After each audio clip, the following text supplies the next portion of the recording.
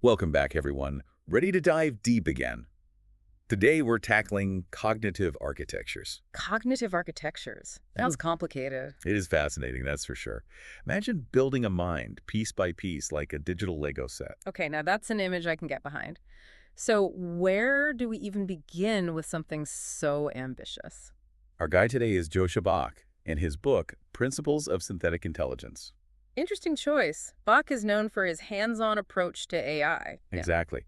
He believes that to truly understand intelligence, we can't just theorize about it, we have to roll up our sleeves and build it. There's something so compelling about that, isn't there? It's like the difference between reading about how to bake a cake and actually getting your hands dirty in the kitchen. I love that analogy. It's about moving beyond abstract concepts and into the nitty-gritty of implementation. And that's where the real magic happens, in my opinion. Because when you actually try to build something as complex as intelligence, you quickly realize how much we take for granted about our own minds. That's a great point. We throw around words like thinking and understanding so easily, but when you try to program those concepts into a machine, you begin to appreciate just how intricate and nuanced those processes truly are. Absolutely. It's a humbling experience, really. And Bach highlights this beautifully in his book with an anecdote about seasoned computer scientists hitting unexpected roadblocks when coding AI. It reminds us that even the brightest minds in the field are still grappling with the complexities of intelligence. I love that he included that. It challenges this stereotype of AI researchers as these all-knowing geniuses who have it all figured out. The reality is, we're all still exploring, experimenting, and learning as we go. Exactly. It's a journey of discovery, and I have a feeling we're just getting started. But let's dive into the heart of Bach's approach.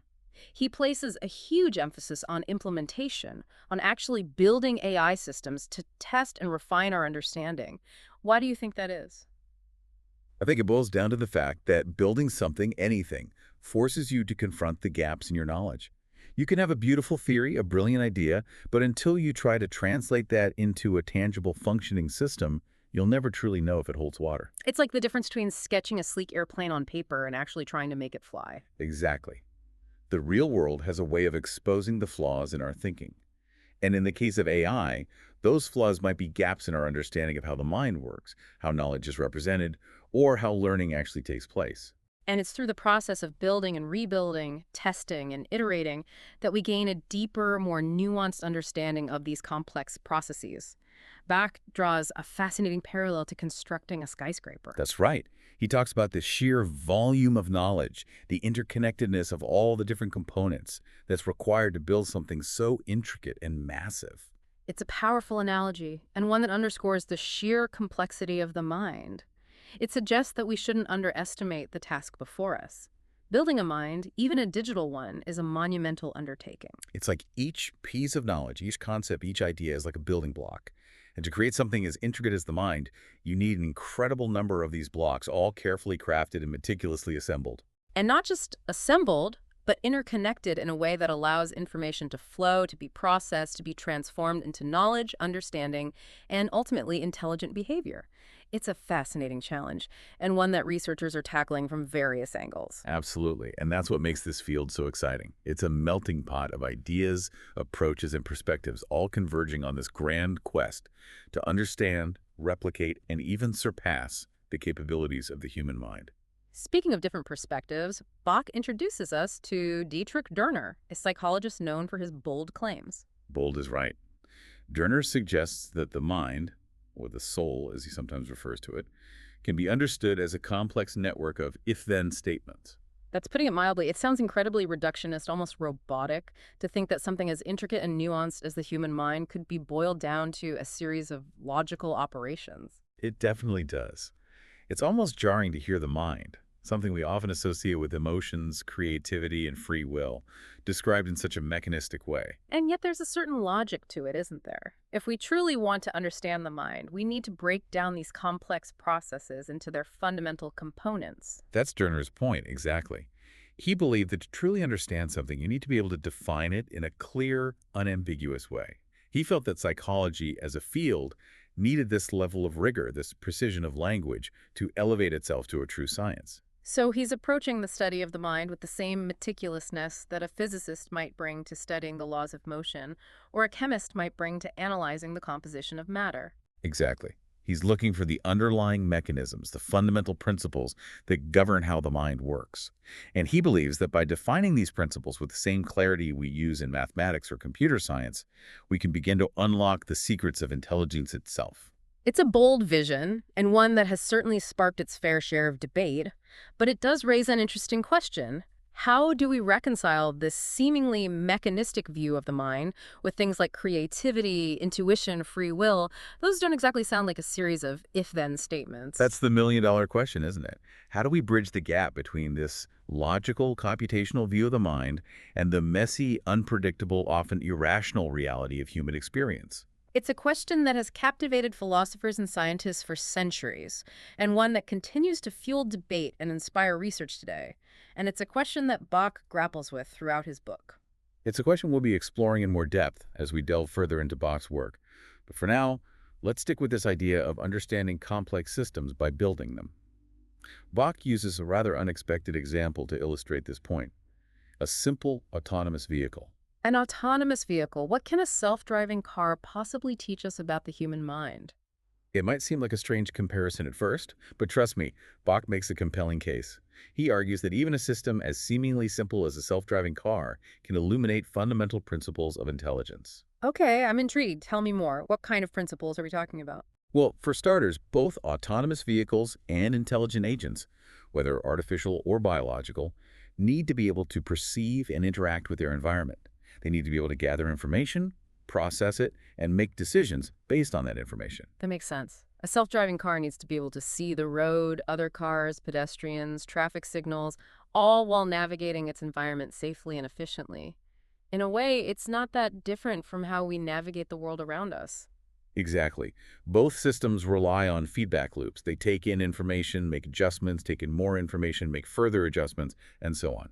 It's a continuous process of adaptation and refinement. And this constant feedback loop, this dynamic interaction with the environment, is essential for learning and adaptation, wouldn't you say? Absolutely. Think about the classic example of the Bratenberg vehicle. These incredibly simple vehicles, with just a few sensors and motors, exhibited surprisingly complex behaviors, all thanks to the power of feedback loops. It's a beautiful illustration of how complex systems can emerge from simple interactions. And it suggests that we shouldn't underestimate the power of these fundamental principles, even when applied to seemingly simple systems. Precisely. And these principles, as Bach argues, are just as relevant to understanding the human mind as they are to building a self-driving car. Now, are you ready to get into the nitty-gritty of how Bach proposes we actually build a mind? I'm all ears. Let's talk artificial neurons, schemas, the whole shebang. Okay, buckle up, because things are about to get a bit more technical. Bach's PSI theory, which stands for Principles of Synthetic Intelligence, delves into the intricacies of artificial neurons and how they can be used to represent knowledge. It's like getting a peek behind the curtain of a magician's act. So instead of pulling a rabbit out of a hat, we're trying to build the rabbit itself, neuron by neuron. You could say that. It's about understanding the building blocks of intelligence and how they can be assembled into a functioning system. And those building blocks, in this case, are artificial neurons. Exactly. Bach proposes a system where these artificial neurons, much like their biological counterparts, are interconnected to form complex networks. Okay, I'm following so far. We have these artificial neurons linked together like a network of roads or circuits. But how do they actually represent knowledge? How do we go from a bunch of interconnected nodes to something that can understand language, solve problems, or write poetry? That's where the concept of schemas comes into play. These artificial neurons aren't just randomly connected. They're organized into these schemas, which represent different elements of knowledge: objects, actions, relationships, even abstract concepts. So if I'm understanding this correctly, each schema is like a mini network of neurons that represents a specific piece of knowledge. You got it. Think of it like this. Individual neurons are like letters of the alphabet. They don't mean much on their own. But when you combine them into words, sentences, and paragraphs, you can convey complex thoughts and ideas. So these schemas are like the words, sentences, and paragraphs of the mind. That's a great way to put it. They are the building blocks of knowledge within the PSI theory. They're essentially mental models, internal representations of the world and how it operates. Okay, I think I'm starting to wrap my head around this. We have these artificial neurons organized into schemas, which represent different pieces of knowledge. But how does the system actually learn? How do these schemas change and adapt over time? That is the million-dollar question, and it's one that we'll be diving into in much more detail as we continue our deep dive. But let's unpack that learning process a bit. How do these artificial neurons and schemas actually change based on experience? That's where things get really interesting. You're telling me this is where Bach's theory starts to resemble how our brains actually learn. Exactly. Bach draws inspiration from neuroscience, looking at how connections between neurons in the brain strengthen or weaken based on experience. Right. It's like the old saying, neurons that fire together wire together. The more we use certain pathways in the brain, the stronger those connections become. And the same principle applies to Bach's PSI theory. He calls this process Hebbian learning, named after Donald Hebb, a pioneering neuroscientist. Hebbian learning. It's like the artificial neurons are practicing and getting better, just like we do when we're learning a new skill. But how does that translate to something as complex as, say, understanding language or making decisions? Well, remember those schemas we talked about, those networks of neurons that represent different pieces of knowledge? Those schemas don't just sit there statically. They're constantly being activated, modified, and refined through experience. So every time the system encounters new information, it's like those schemas are being molded and reshaped, like clay in the hands of a sculptor. That's a great analogy. And just like a sculptor gradually refines their work, adding details here, smoothing out edges there, the system is constantly fine-tuning its schemas to better reflect its experiences and interactions with the world. So it's not just about adding more neurons or creating more schemas. It's about the connections between them, the way they activate and influence each other, that really matters. Exactly. It's the pattern of activation, the flow of information through the network that gives rise to intelligent behavior. It's like the difference between having a bunch of musical notes scattered randomly on a page and having those same notes arranged into a beautiful symphony. It's the organization, the structure, the relationship between the parts that creates something truly meaningful and complex. Exactly. It's not just about the individual components, but how they interact, how they influence each other, how they work together as a whole, and that's what makes the PSI theory so compelling. It attempts to capture not just the individual elements of intelligence, but also the dynamic interplay between them. It's about understanding how a system, whether it's a brain or a computer program, can learn, adapt, and evolve over time. It's about bridging the gap between the physical and the mental, between the hardware and the software, between the neurons and the mind. Now, are you ready to dive into some concrete examples of how this all works in practice? Absolutely. Let's see this theory in action. You mentioned earlier that Bob describes some fascinating simulations in his book. Yes. These simulations are like virtual laboratories, where researchers can test out different aspects of the PSI theory and observe how these artificial agents behave in controlled environments. It's like giving these artificial minds a playground to explore, experiment, and learn in. Exactly. One of the most intriguing simulations Bach describes is the island simulation. The island simulation. Tell me more. It sounds intriguing already. Imagine a virtual island populated with various resources, food, water, shelter, and even other agents. Now imagine a PSI agent dropped into this environment with just a few basic drives, like hunger and thirst. So it's like a digital Robinson Crusoe, stranded and left to fend for itself in a new and unfamiliar world. Exactly. The agent starts with very little knowledge of its environment. It needs to figure out how to satisfy its needs, how to navigate its surroundings, how to interact with other agents, all while learning and adapting as it goes. What a fascinating challenge. It's like a microcosm of intelligence in action. How does the agent even begin to make sense of this new world? Through trial and error, of course. Remember that Hebbian learning we discussed. This is where it comes into play. The agent tries different actions moving in a certain direction, interacting with an object, communicating with another agent. And based on the outcomes of those actions, the connections between its artificial neurons strengthen or weaken. So if the agent takes an action that leads to a positive outcome, like finding food or water, those connections get reinforced, making it more likely to repeat those actions in the future. Precisely. And conversely, if an action leads to a negative outcome, like getting injured or encountering danger, those connections weaken, making the agent less likely to repeat those mistakes. It's learning through experience just like we do in the real world. We try things, we make mistakes, we learn from those mistakes, and gradually over time, we become more adept at navigating our environment and achieving our goals. That's the beauty of this approach. It mirrors the fundamental principles of learning and adaptation that we see in nature. And it highlights the power of feedback loops. The agent is constantly receiving feedback from its environment, and it's using that feedback to adjust its behavior, to refine its internal models, and ultimately to become more intelligent. And as the agent interacts with its environment and with other agents, its schemas, those networks of neurons that represent knowledge, become more complex, more nuanced, and more sophisticated. So it's not just about memorizing a set of rules or following a pre-programmed script. It's about developing a deep, flexible understanding of the world and how it works. Exactly. It's about building up a rich internal representation of the environment, complete with its opportunities, its challenges, and its inherent unpredictability. And that brings us to another fascinating simulation Bach describes, the mice The simulation. mice simulation. Okay, you've piqued my curiosity. What's special about this one? While the island simulation focuses on individual learning and adaptation, the mice simulation takes it a step further by introducing social interaction. So instead of just one agent fending for itself, we now have multiple agents interacting with each other. Precisely. Imagine a group of these PSI agents, each with its own set of drives and motivations, coexisting within a shared environment.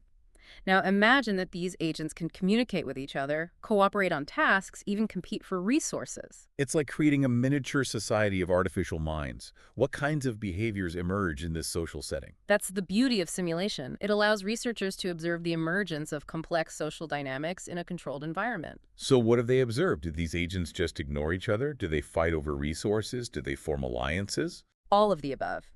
The agents in the mice simulation exhibit a surprisingly wide range of social behaviors. They learn to communicate with each other, sharing information about the location of resources, for example. They engage in cooperative behavior, working together to achieve common goals, like gathering food or building shelter.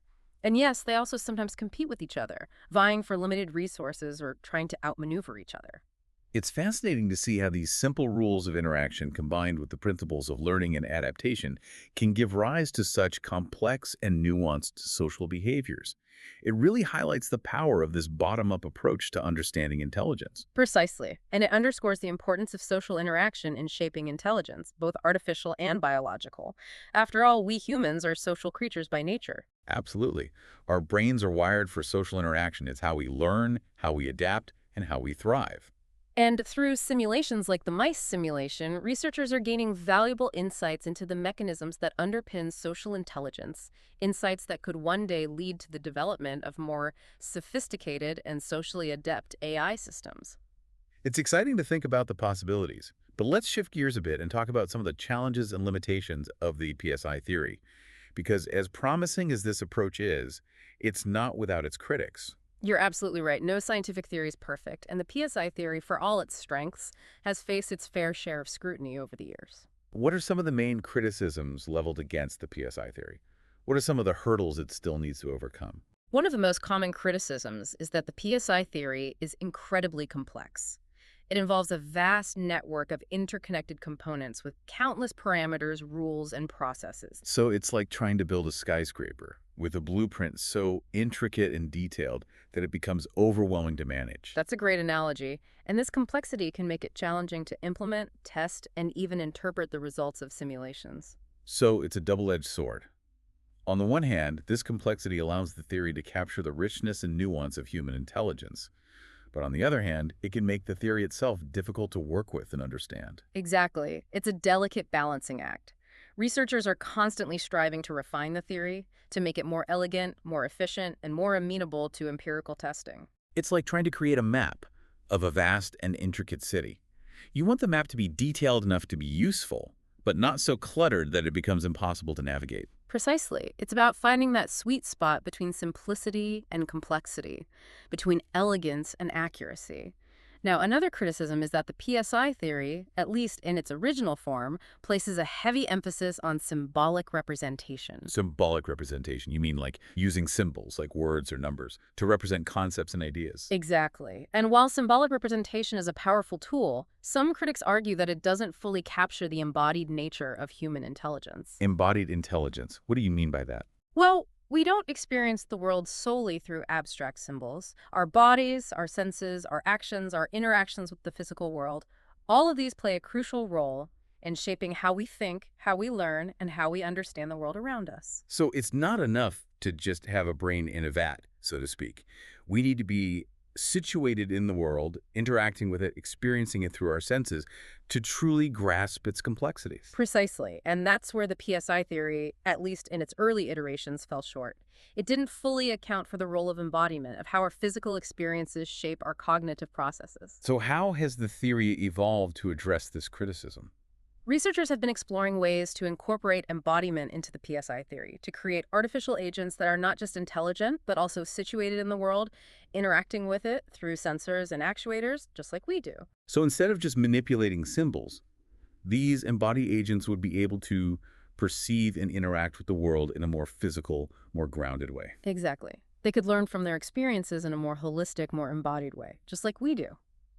And this, I believe, is where the future of AI research lies. In creating artificial agents that are not just intelligent, but also embodied, situated, and capable of experiencing the world in a way that more closely resembles our own. Precisely. It's about bridging the gap between the digital and the physical, between the artificial and the natural. And it's a challenge that researchers are embracing with enthusiasm and creativity. Now let's talk a bit about the broader implications of the PSI theory.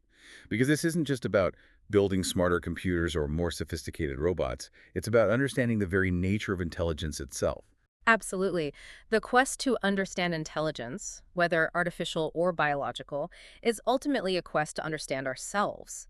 It's about unraveling the mysteries of the mind, about exploring what it means to be conscious, to be aware, to be alive in a world of endless possibilities. It's a journey that takes us to the very heart of what it means to be human. And it's a journey that I believe has the potential to transform not just our technology, but also our understanding of ourselves and our place in the cosmos. It's a journey that's both exciting and daunting, filled with both promise and peril. And it's a journey that's just beginning.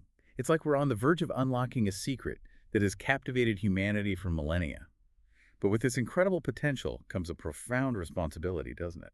Absolutely. We can't shy away from the ethical implications of creating machines that might one day rival or even surpass our own intelligence. It's like we're opening Pandora's box. And it's our responsibility to ensure that what emerges is beneficial to humanity, not harmful. It's a challenge that researchers, ethicists, policymakers, and society as a whole need to grapple with. We need to have those tough conversations now to ensure that AI is developed and deployed responsibly and ethically. So it's not just about the technical challenges of building intelligent machines. It's about the ethical challenges of ensuring that those machines are aligned with our values and contribute to the greater good. Exactly. And this brings us back to a thought-provoking point Bach raises towards the end of his book.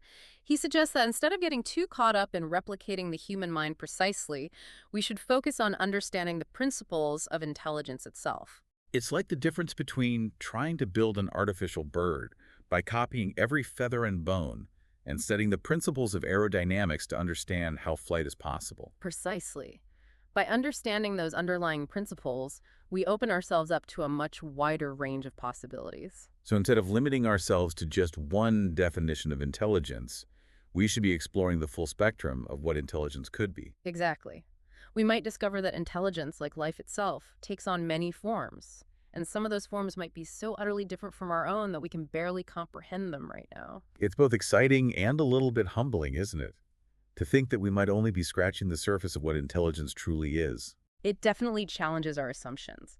And that's what makes this field so captivating. It pushes us to expand our horizons, to question our preconceived notions, and to embrace the unknown with a sense of wonder and curiosity. It's been an incredible journey exploring the depths of principles of synthetic intelligence with you today. Ah. I feel like we've only just dipped our toes into this vast and complex ocean of ideas. We've barely scratched the surface.